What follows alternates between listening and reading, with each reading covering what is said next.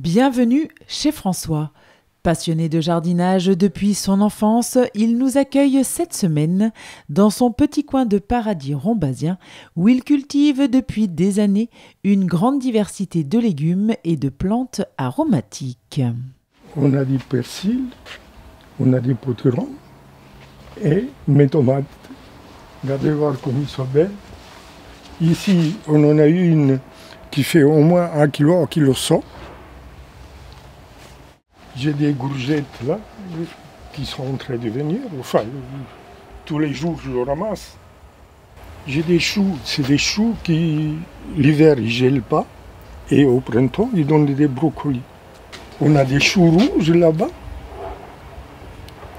Et puis d'haricots, c'est la deuxième fois que je les mets ça.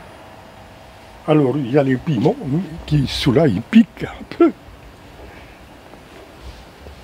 Il y a du fenouil et la scarole d'hiver, déjà. Et l'haricot vert, vous voyez. Fier de son potager et de sa production abondante, il avoue passer pas mal de temps dans son jardin pour obtenir ce résultat. C'est ma passion de jardiner, j'ai toujours jardiné. Et bon, il faut s'appliquer, il faut aimer ça. Parce que si on n'aime pas, ça ne va pas.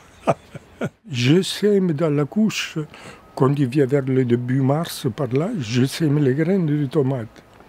Quand ils font à peu près 10 cm d'hauteur, je les repique dans des gobelets.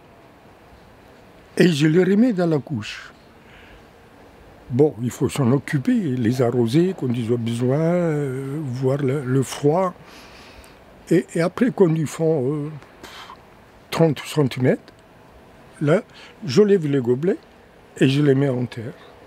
Et en enlevant le gobelet, comme il y a la racine, il y a la motte de terre, ils ne perdent rien du tout. Vous les mettez, ils viennent tout de suite. Vous l'aurez compris, c'est donc avec du travail, du temps, de la patience et beaucoup d'amour que François arrive à obtenir de si beaux et gros légumes qui font sa fierté.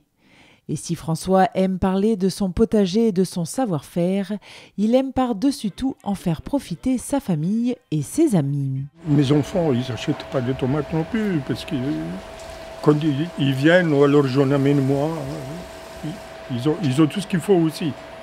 Un véritable havre de paix qui permet à François de s'évader et à sa famille d'en profiter en mangeant plus sainement avec des légumes bio de saison.